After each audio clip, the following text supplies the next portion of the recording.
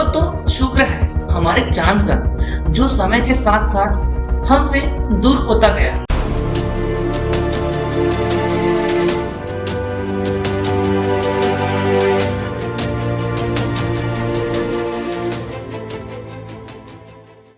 जल ही जीवन है, यह कहावत तो आपने जरूर सुनी होगी, जो कि 100% सत्य भी है।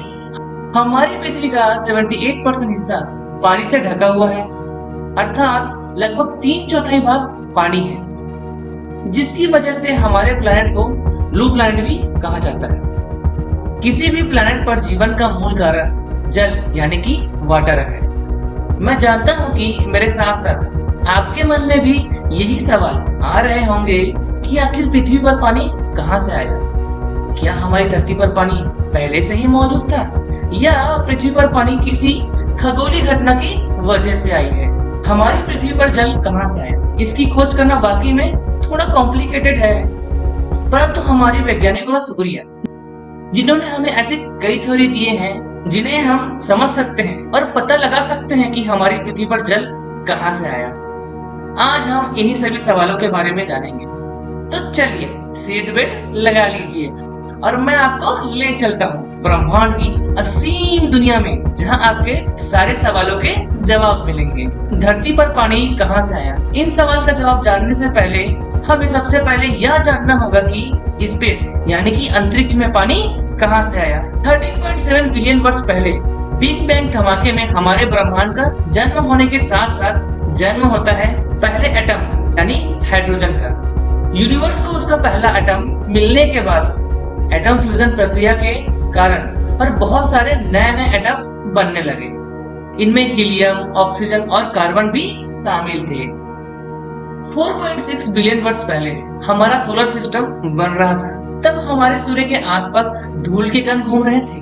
इन धूल के कणों में हाइड्रोजन, हीलियम, ऑक्सीजन जैसे अणु प्रेजेंट थे। इन सभी मॉलिक्यूल की मात्रा इतनी अधिक थी जिसका अंदाजा कोई नहीं लगा सकता। समय के साथ साथ ये हाईली रिएक्टिव एटम आपस में केमिकल बॉन्ड के जरिए जुड़ने लगे और H2O जैसे अणु बनने लगे। सूर्य के चारों तरफ धूल के कण मौजूद थे और सूर्य की परिक्रमा करते थे। धीरे धीरे ये कण चट्टानों का रूप लेने लगे और बाद में यह ग्रहों में परिवर्तित हो गए। इन चट्टानों में पानी के मॉलिक्यूल भी जमा हो गए। जब पृथ्वी की उत्पत्ति हुई तब उस समय पृथ्वी का तापमान बहुत अधिक था, जिसकी वजह से ये पानी के मॉलिक्यूल भाप में परिवर्तित होकर बादल के रूप में पृथ्वी पर बारिश होना शुरू कर दिया था। और यह प्रक्रिया बार बार और लंबे समय तक चली, जिसकी वजह से महासमुद्र बने और पृथ्वी पूरी तरह से पानी से ढक चुकी थी। यह तो थी पहली थ्योरी, जो हमें यह बताती है कि हमारे पृथ्वी पर पानी कहाँ से आया। चलिए एक और थ्योरी के बारे में बात करते हैं, जिसे वैज्ञानिक भी पूरी तरीके से मानते हैं। इस थ्योरी के अनुसार लगभग 4 बिलियन साल पहले जब हमारी धरती पर केवल और केवल मोल्टेन लावा प्रेजेंट था और यहाँ पानी का नामो निशान नहीं था, तब एक खगोलीय घटना हुई जो हमारी पृथ्वी पर जीवन के लिए अनुकूल वातावरण लाई। हमें यह तो पता चल गया कि स्पेस में पानी कहाँ से आया। यही स्पेस का पानी पृथ्वी के लिए जीवन दान बना। लगभग 4 बिलियन साल पहले पृथ्वी पर एस्ट्रॉइड की बॉम्बार्डिंग हुई और ये एस्ट्रॉइड अपने साथ कुछ स्पेशल ला रहे थे जो हमारी पृथ्वी के लिए बहुत ही आवश्यक थे। इन एस्ट्रॉइड में आइस क्रिस्टल थे जो हमारी पृथ्वी पर गिर रहे थे। अगर इन आइस क्रिस्टल को ध्यान से देखा जाए तो हमें यह पता चलता है कि इन आइस क्रिस्टल में पानी के साथ साथ नमक भी मौजूद था और इस बॉम्बार्डिंग के कारण पृथ्वी का तापमान बहुत हाई हो गया था। बाद में क्रिस्टल पानी में बदल गए और यह बॉम्बार्डिंग की प्रक्रिया लगभग 20 मिलियन वर्ष तक चला। इन एस्ट्रॉइड में रॉक्स और वाटर का मिश्रण था।